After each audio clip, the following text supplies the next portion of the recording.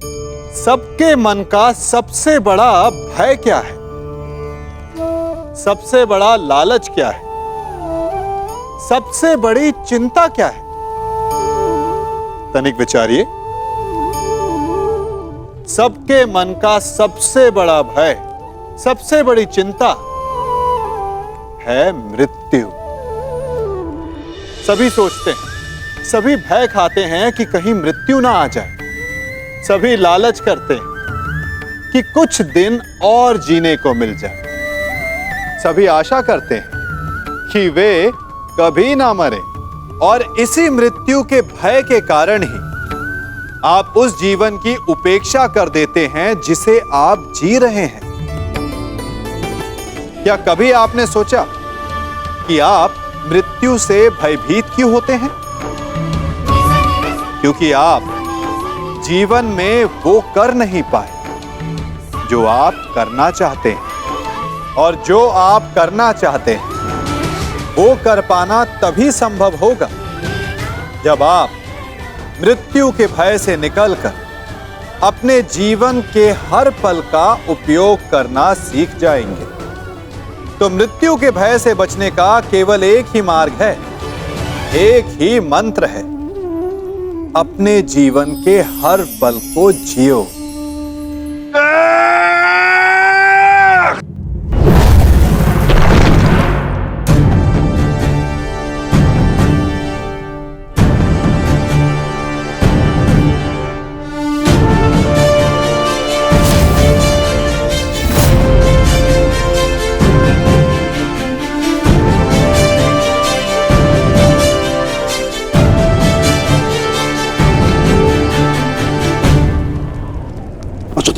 अश्वत्थामा, तुम ठीक तो हो पुत्र? पिताश्री,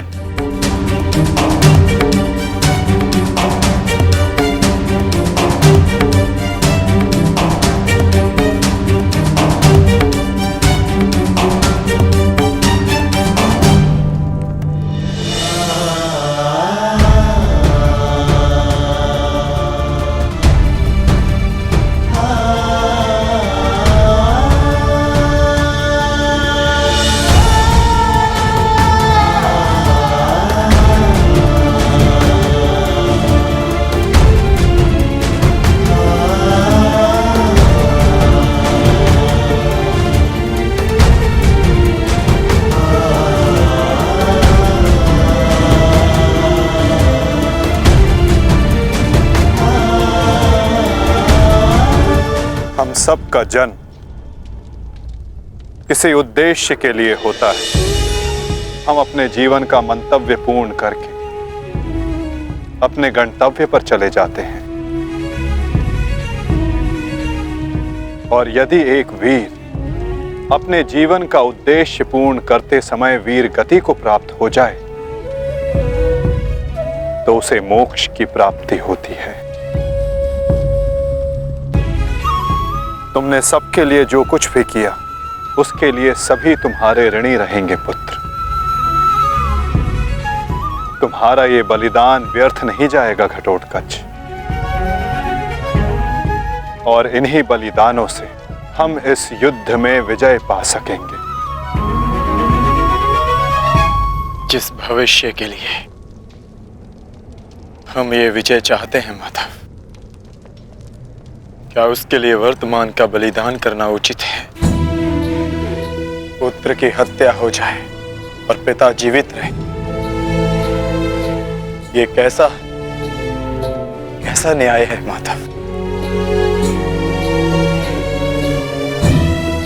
ये न्याय नहीं पार्थ, यही नियति है। धर्म स्थापना के लिए जिनका बलिदान आवश्यक है उन्हें अपना बलिदान देना होगा पार्थ। और जिनका जीवन आवश्यक है उन्हें संघर्षों का और दुखों का भार उठाकर अपना जीवन जीना होगा। और इस युद्ध के लिए, इस धर्म स्थापना के लिए तुम्हारा जीवन आवश्यक था। और घटोत्कच का बलिदान।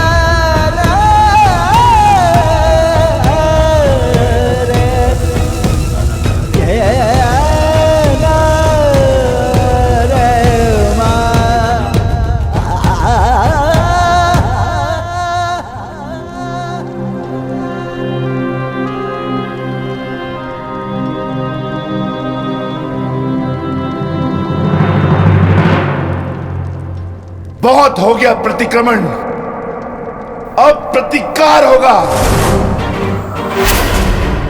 प्रतिकार होगा विकोदर, और वो भी उचित स्थान पर। और अब हमारा लक्ष्य होगा कौरव सेनापति द्रोण।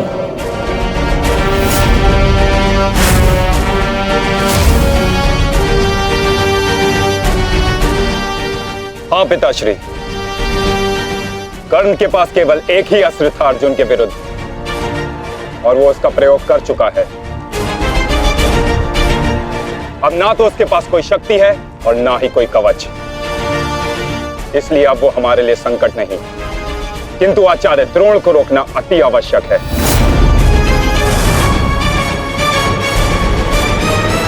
उन्होंने आज भी हमारी सेना को बहुत भारी क्षति पहुंचाई है।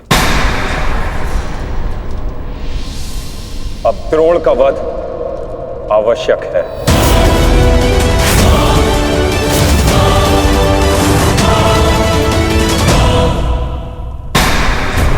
पिताश्री, पिताश्री,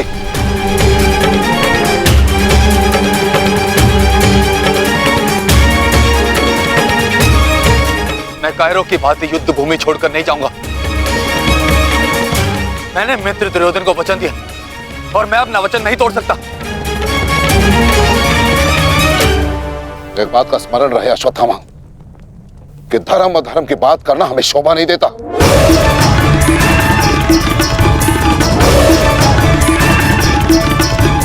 स्मरण है तुम्हें, युद्ध भूमि में क्या हुआ? भीम तुम्हारा वध करने वाला था पुत्र, उसने यदि आज नहीं किया तो कल अवश्य कर देगा। मेरे पास तुम्हारे मृत्यु देखने का साहस नहीं है, उतनी शक्ति नहीं है मेरे पास, उतनी शक्ति नहीं है मेरे पास पुत्र। यदि तुम चाहते हो कि मैं यह युद्ध लड़ूं, तो तुम्हें युद्ध भूमि का त्याग देना होगा।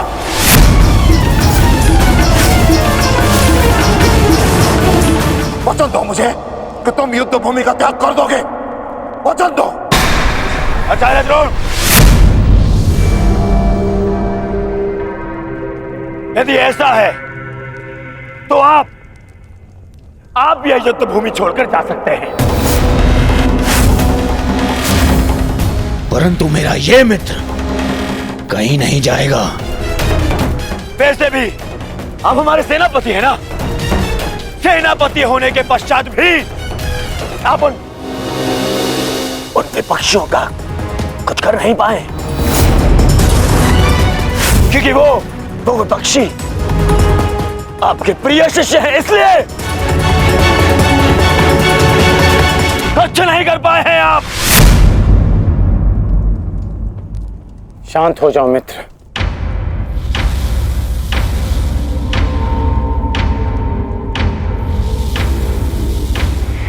मित्र दुर्योधन सत्य कह रहे हैं।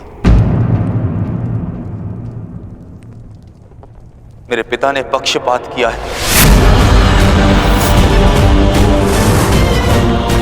उन्होंने अपने दिए वचन को पूर्ण नहीं किया और इसी कारण आज हमारे परिवार पर प्रश्न उठना आवश्यक है। किंतु एक पक्षपाती पिता का पुत्र होने से अच्छा है कि मैं एक योद्धा की तरह रणभूमि में जाऊं और अपने प्राण गंवा दूं। बस अश्वत्थामा, अपने पिता से इस भांति कटु वचन कहना एक महान योद्धा को शोभा नहीं देता। जो अपने पिता का सबके सामने अपमान कर सकता है, उससे किसी और के सम्मान की आशा नहीं की जा सकती।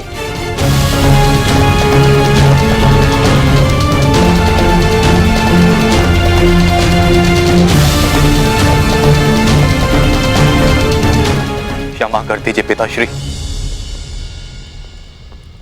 परंतु मैं इस युद्ध भूमि को छोड़कर कहीं नहीं जाऊंगा।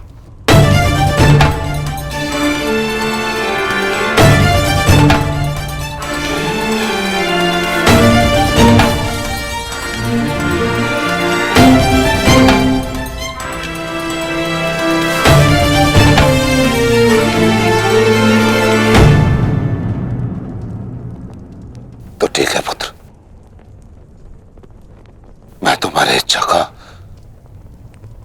मान रखता हूं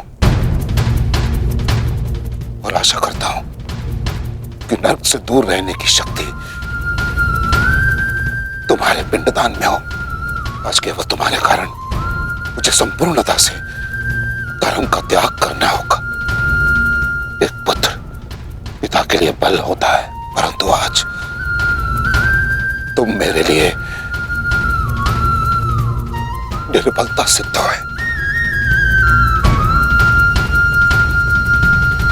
और आप भी सुन लीजिए युवराज, यदि मैंने अपने संपूर्ण जीवन काल में पुण्य किया है तो उन समस्त पुण्यों का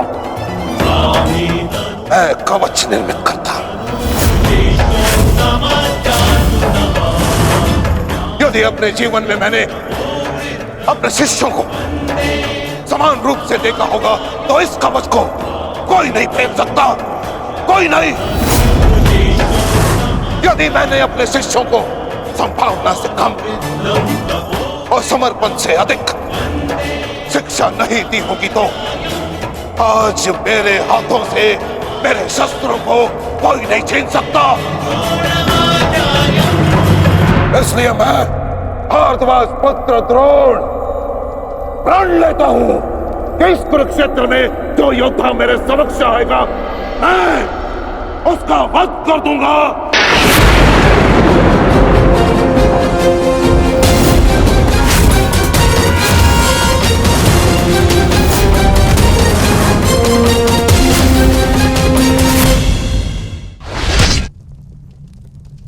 आचार्य द्रोण का वध करना सरल नहीं। परशुराम के दिए गए उनके पास ऐसे कई अस्त्र हैं जिनका हमें अनुमान तक भी नहीं। मेरे पुत्र का जन्म केवल द्रोण के वध के लिए हुआ है। मुझे पूर्ण विश्वास है कि मेरा पुत्र अपने जीवन के इस उद्देश्य में अवश्य सफल होगा।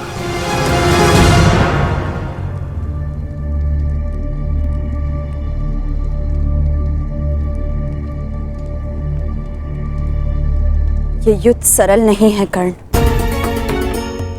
तुम्हें अपना ध्यान केवल युद्ध पर केंद्रित करना होगा। मेरी चिंता का कारण मोह है वृषाली। वो मोह जो बड़े से बड़े योद्धा को निर्बल कर देता है और किसी की निर्बलता शत्रु का सबसे बड़ा शस्त्र न बन जाए, बस इसी बात की चिंता है। तुम्हारी चिंता स्वाभाविक है पार्थ। आचार्य द्रोण का वध करना सरल नहीं है, धृष्टद्युम्न के लिए भी नहीं।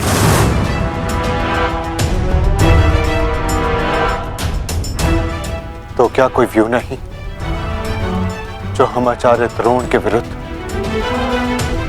उपयोग कर सकें?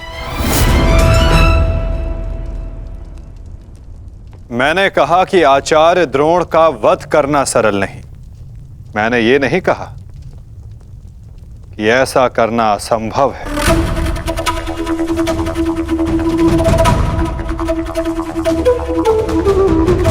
एक व्यू है जिसे आचार्य द्रोण भी नहीं तोड़ सकते।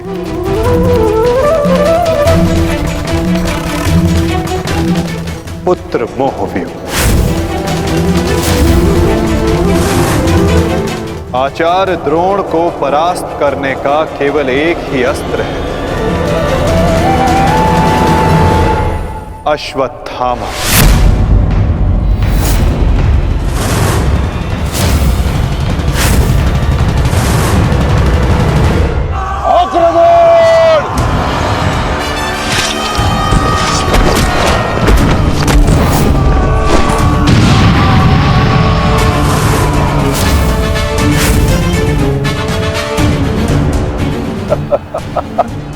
अच्छा है, तीसों भाई एक साथ मेरे समक्ष आ गए।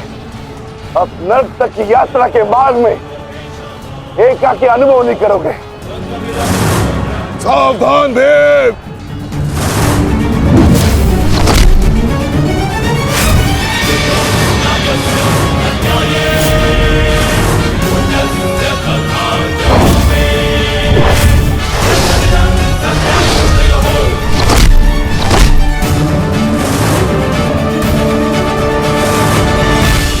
आज मैं हस्तिनापुर नरेश महाराज धृतराष्ट्र के सभी पुत्रों का कवच हूं। यदि किसी ने भी उन्हें हानि पहुंचाने का दुस्साहस किया तो उसे मृत्यु मैं स्वयं दूंगा, और यह मेरा संकल्प है।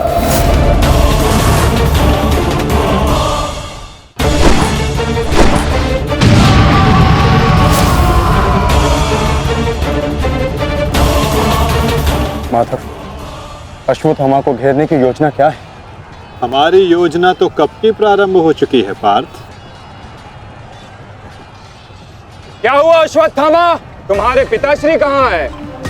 कहीं अपने काल को आता देख, कहीं छिप तो नहीं गए? धृष्टद्युम्न! ना आचार्य द्रोण किसी से भयभीत है और ना ही उनका पुत्र। आज अपने पिता के काल का काल मैं स्वयं बनूंगा।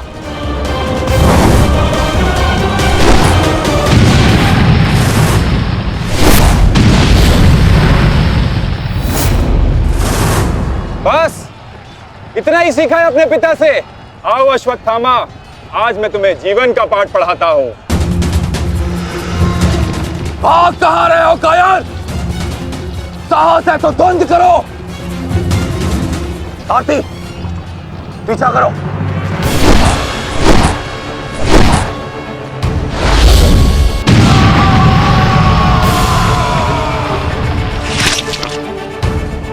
मित्र, अश्वत्थामा कहीं दिख नहीं रहा। कहीं वो शत्रु के घेरे में घिर ना जाए। तुम आचार्य द्रोण के पीछे जाओ, मैं अश्वत्थामा को खोजता हूं। ठीक है मित्र। सारथी, चलो सत्यसेन।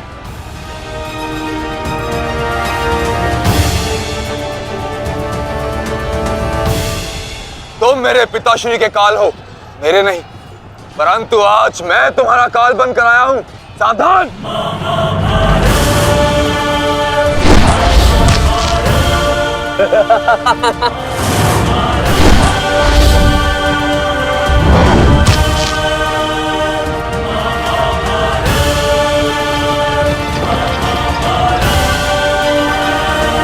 अच्छा हुआ कि पिता और पुत्र दोनों एक साथ मेरे सामने आ गए।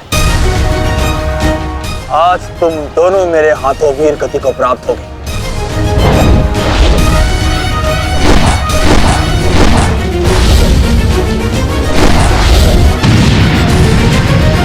गुरुदेव, आज तो आपने भीम से अश्वत्थामा को बचा लिया था, किंतु कब तक? अब चाहे हमारा वध कर दो, किंतु हमने भी आज संकल्प लिया है कि मृत्यु दोनों पक्षों में होगी।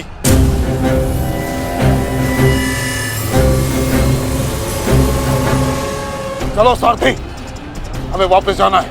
जिक्र करो। अश्वत्थामा कहाँ है? अश्वत्थामा कहीं दिखाई नहीं दे रहा आचार्य, परंतु कर्ण उसी की खोज में गया है। चलो सारथी।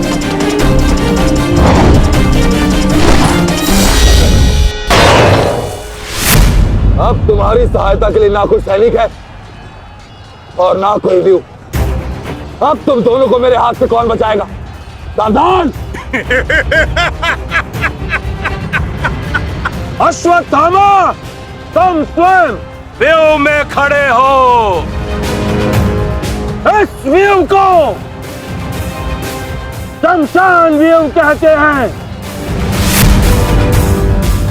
कदाचित तुम्हारे पिता ने तुम्हें इस व्यू के विषय में बताया ही नहीं होगा। अपने चारों ओर देखो।